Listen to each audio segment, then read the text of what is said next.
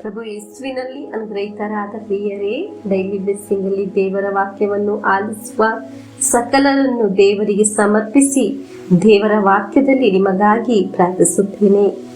ದೇವರ ವಾಕ್ಯಗಳು ಪ್ರತಿನಿತ್ಯ ಅನುಭವಿಸಲು ಅರ್ಥ ಮಾಡಿಕೊಳ್ಳಲು ಇರುವ ದೈವಿಕ ಭಾಗ್ಯ ನಿಮ್ಮೊಬ್ಬೊಬ್ಬರಿಗೆ ಉಂಟಾಗಲಿ. ಇಂದು ನಾವು ಆಲಿಸುವ ವಾಕ್ಯ ನಮ್ಮನ್ನು ಬಲಪಡಿಸಿ ಸಹಾಯ ಮಾಡಲಿ, ಶಕ್ತರನ್ನಾಗಿ ಮಾಡಲಿ. ನಮ್ಮ ಎಲ್ಲ ಅವಶ್ಯಕತೆಗಳನ್ನು ದೇವರಿಗೆ ಸಮರ್ಪಿಸಿ ಪ್ರಾರ್ಥಿಸೋಣ. 1 ಸಾಮುವೇಲ್ 17ನೇ ಅಧ್ಯಾಯ 45ನೇ ವಾಕ್ಯವನ್ನು ನಮಗೆ ಆಲಿಸೋಣ. ಅದಕ್ಕೆ ದಾವೀದನು, ನೀನು ಈಟಿ, ಕತ್ತಿ, ಬರ್ಜಿಗಳೊಡನೆ ನನ್ನ ಬಳಿಗೆ ಬರುತ್ತಿರುವೆ. ನೀನು ಹೀಯಾಳಿಸಿದ ಸೇನಾಧೀಶ್ವರರು ಹಾಗೂ ಇಸ್ರಾಯೇಲ್ ಯೋಧರ ದೇವರು ಅದಂತ ಸರ್ವೇಶ್ವರನ ನಾಮದೊಡನೆ ನಾನು ನಿನ್ನ ಬಳಿಗೆ ಬರುತ್ತಿದ್ದೇನೆ. ಪ್ರಿಯರೇ, ದಾವೀದನು ಗೋಲ್ಯಾತನ ಜೊತೆ ಯುದ್ಧ ಆರಂಭಿಸುವ ಮುಂಚೆ ದಾವೀದನು ನಡೆಸಿದ ವಿಶ್ವಾಸದ ಘೋಷಣೆಯಾಗಿದೆ. ಸಮಸ್ಯೆಗಳ, ಕಷ್ಟಗಳ ಮುಂದೆ ನಿಂತು ಆಗಿದೆ ದಾವೀದನು ವಿಶ್ವಾಸವನ್ನು ಘೋಷಿಸಿದ್ದು. ಪ್ರಿಯರೇ, ವಿಶ್ವಾಸಿಸಬೇಕು, ಅದನ್ನು ಪ್ರಕಟಿಸಬೇಕು.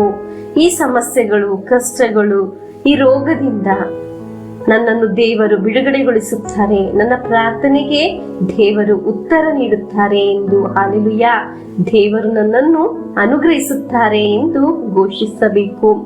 ನಮಗೆ 1 ಸಾಮುವೇಲ್ 17ನೇ ಅಧ್ಯಾಯ 49ನೇ ವಾಕ್ಯವನ್ನು ಆಲಿಸೋಣ. ಕೈಯನ್ನು ಚೀಲದಲ್ಲಿ ಹಾಕಿ ಒಂದು ಕಲ್ಲನ್ನು ತೆಗೆದು ಅವನ ಕಣ್ಣಿಗೆ ಗುರಿಯಿಟ್ಟು ಕವಣೆಯನ್ನು ಬೀಸಿ ಹೊಡೆದನು. ಆ ಕಲ್ಲು ಅವನ ಹಣೆಯನ್ನು ಉಕ್ಕಿತು, ಅವನು ಮುಖ ಕೆಳಕಾಗಿ ನೆಲಕ್ಕೆ ಉರುಳಿದನು. ಪ್ರಿಯರೇ, ವಿಶ್ವಾಸ ಪ್ರಕಟಿಸಿದವನ ಗುರಿ ತಪ್ಪಿ ಹೋಗಲಿಲ್ಲ. ಏನಾಗಿದೆ? ಮನಸ್ಸಿನಲ್ಲಿ ವಿಶ್ವಾಸಿಸಿದು ಆ ಗುರಿ ತಲುಪಿತು. ಹಲ್ಲೆಲೂಯಾ.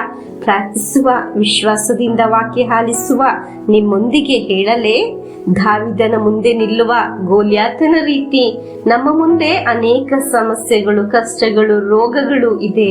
ಅದನ್ನು ನೋಡಿ ಅಯ್ಯೋ ಅಯ್ಯೋ ಏನು ಮಾಡುವುದು ಎಂದು ಹೇಳದೆ ದಾವೀದನು ಹೇಳಿದ ಹಾಗೆ ಇಂದು ದೇವರು ನನ್ನನ್ನು ಅನುಗ್ರಹಿಸುತ್ತಾರೆ ಎಂದು ವಿಶ್ವಾಸದಿಂದ ಮುಂದೆ ಸಾಗೋಣ.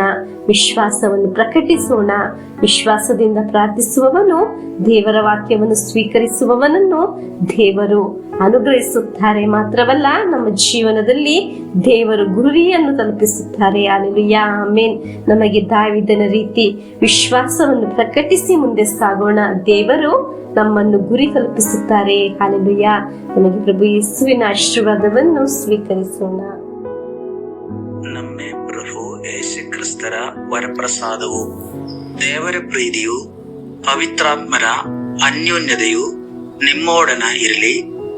ರೋಗದಿಂದ, ಅಪಘಾತದಿಂದ, ವಂಚನೆಯಿಂದ, ನಿರಾಶೆಯಿಂದ ಸ್ವರ್ಗದ ದೇವರು ನಿಮ್ಮನ್ನು ಅದ್ಭುತವಾಗಿ ಸಂರಕ್ಷಿಸಲಿ. ದೀರ್ಘಾಯುಸ್ಸು, ಆರೋಗ್ಯ, ಸಮಾಧಾನ, ಸಂತೋಷ ಉಂಟಾಗಲಿ. ಪಿತನ, ಸುತನ, ಪವಿತ್ರಾತ್ಮರ ನಾಮದಲ್ಲಿ ಆಮೆನ್.